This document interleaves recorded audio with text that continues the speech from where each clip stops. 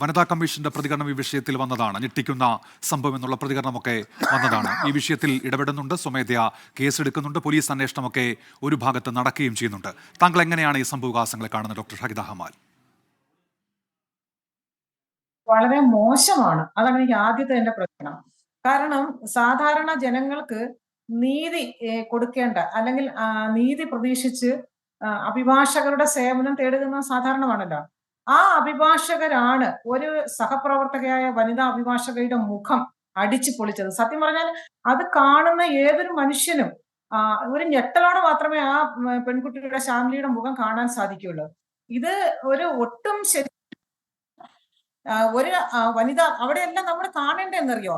ഈ അഭിഭാഷകനെ സംരക്ഷിക്കാൻ മുൻകൈ എടുത്തത് അവിടുത്തെ ബാർ അസോസിയേഷന്റെ സെക്രട്ടറി ശ്രീ മുരളീധരൻ അടക്കമുള്ള പുരുഷന്മാരാണ്. അപ്പം തൊഴിലിടങ്ങളിൽ സ്ത്രീകൾക്ക് സ്വതന്ത്രമായി പ്രവർത്തിക്കാൻ പോലും കഴിയാത്ത രീതിയിൽ അവിടെയാണ് അവർ അഭിഭാഷകയായിക്കൊള്ളട്ടെ, ഏത് മേഖലയിൽ ജോലി ചെയ്യുന്നവരായിക്കൊള്ളട്ടെ, പക്ഷെ അവർക്ക് സ്വതന്ത്രമായി അവരുടെ തൊഴിലിൽ ജോലി ചെയ്യാൻ പറ്റാത്ത വിധമുള്ള ഒരു അധികാര കേന്ദ്രമായി ഒരു പുരുഷ കേന്ദ്രീകൃത അധികാര വ്യവസ്ഥിതി അതാണ് ഇപ്പോഴും തുടർന്നുകൊണ്ടിരിക്കുന്നത്. ഇവിടെ ബാർ അസോസിയേഷൻ അതും ഒരു അഡ്വക്കേറ്റിനെ മറ്റൊരു അഡ്വക്കേറ്റ് മർദ്ദിച്ചിട്ടും ആ വനിതാ അഡ്വക്കേറ്റിന് നീതി കൊടുക്കുന്നതിന് പകരം മർദ്ദിച്ച പുരുഷ അഡ്വക്കേറ്റിന് സംരക്ഷണം കൊടുക്കുന്ന ഒരവസ്ഥയാണ് ബാർ അസോസിയേഷന്റെ ഭാഗത്തു നിന്ന് ഉണ്ടായത്.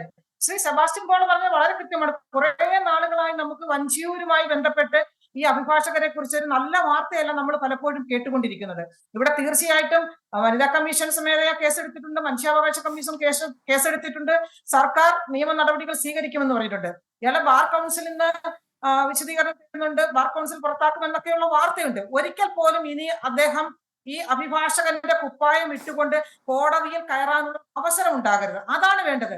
അങ്ങനെ കൃത്യമായി നടപടി സ്വീകരിക്കാൻ അല്ലെങ്കിൽ ഇതുപോലെയുള്ള കുറ്റക്കാർക്കെതിരെ കൃത്യമായ നിയമ നടപടി സ്വീകരിക്കുന്ന ഒരു സംവിധാനം നമുക്ക് ഉണ്ടായാൽ മാത്രമേ ഇത്തരത്തിലുള്ള സംഭവങ്ങൾ ആവർത്തിക്കാതിരിക്കൂ.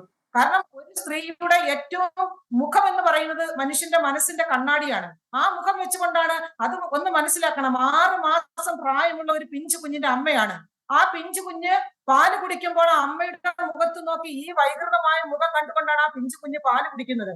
അപ്പം ആ മനസ്സിന്റെ കണ്ണാടിയായ മുഖം അത് അടിച്ച് തകർക്കുമ്പോൾ അത് അവിടെ നമ്മുടെ തറ ക്ലീൻ ചെയ്യുന്ന മോപ്പ് ഉപയോഗിച്ചുകൊണ്ടാണ് ആ പിന്നെ അഡ്വക്കേറ്റിനെ, സഹപ്രവർത്തക അല്ലെങ്കിൽ ജൂനിയർ ആയിട്ടുള്ള അഡ്വക്കേറ്റിനെ ഇത്രയും ക്രൂരമായി മർദ്ദിച്ചത്.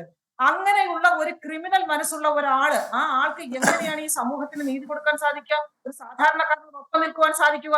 തീർച്ചയായിട്ടും കർശനമായ നടപടി സ്വീകരിക്കണം. എവിടെ പോയി വിളിച്ചാലും അയാളെ കണ്ടുപിടിച്ച് നിയമത്തിന്റെ മുന്നിൽ കൊണ്ടുവന്ന് പരമാവധി ശിക്ഷ ഉറപ്പുവരുത്തുന്നതിന് കേരളീയ സമൂഹം ഒന്നിച്ചു നിൽക്കണം. ഞാൻ എല്ലാ അഭിഭാഷകനെയും കുറ്റം പറയില്ല. കാരണം അവരെ സഹായിക്കാനും സംരക്ഷിക്കാനും ഒരുപാട് അഭിഭാഷകർ മുന്നോട്ട് വന്നിട്ടുണ്ട്.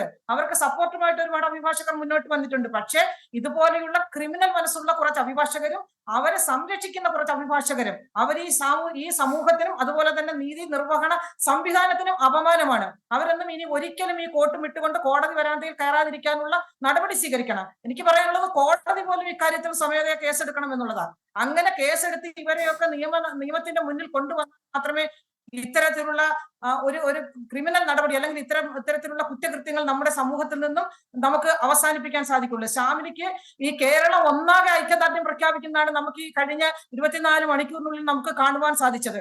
അത്തരത്തിൽ ആ പെൺകുട്ടിയെ എല്ലാവരും പിന്തുണയ്ക്കുകയും ആ പെൺകുട്ടിക്ക് നിർഭയമായി സ്വതന്ത്രമായി അവൾക്ക് കോടതിയിലെത്തുവാനും അവൾക്ക് അവളുടെ ജോലി ചെയ്യാൻ കഴിയുന്ന സാമൂഹിക സാഹചര്യം ഒരുക്കി കൊടുക്കേണ്ട ബാർ അസോസിയേഷന്റെ ഭാഗത്തു നിന്നുണ്ടായ നടപടി അങ്ങേയറ്റം ഹീനമാണ്.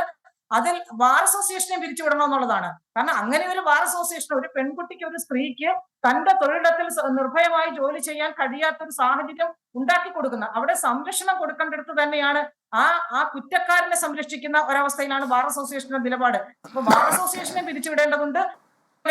കുട്ടിക്ക് അവൾക്ക് കിട്ടേണ്ട, അങ്ങേയറ്റം അവൾക്ക് ലഭിക്കേണ്ട നീതി ലഭ്യമാക്കുന്നതിന് തീർച്ചയായിട്ടും മാധ്യമങ്ങൾ ഇക്കാര്യത്തിൽ വലിയ പങ്കാണ് വഹിച്ചിരിക്കുന്നത്. അവരെയും നമുക്ക് അപ്രീഷിയേറ്റ് ചെയ്യേണ്ടിയിരിക്കുന്നു. കാരണം അവിടെ അവളുടെ കാല് പിടിച്ച് അവളുടെ കാല് പിടിച്ച് ആ കേസ് അവസാനിപ്പിക്കാൻ ശ്രമിച്ചപ്പോൾ അങ്ങനെ അവസാനിപ്പിക്കാതെ ഇത് കേരളീയ സമൂഹത്തിന്റെ മുന്നിലും നീതി നിർവഹണ സംവിധാനത്തിന്റെ മുന്നിലേക്കും കൊണ്ടുവരാനുള്ള വലിയ ഒരു സംവിധാനം അല്ലെങ്കിൽ അത്തരത്തിലുള്ള ഒരു ഇടപെടലാണ് മാധ്യമങ്ങളുടെ ഭാഗത്തു നിന്നും ഉണ്ടായിട്ടുള്ളത്.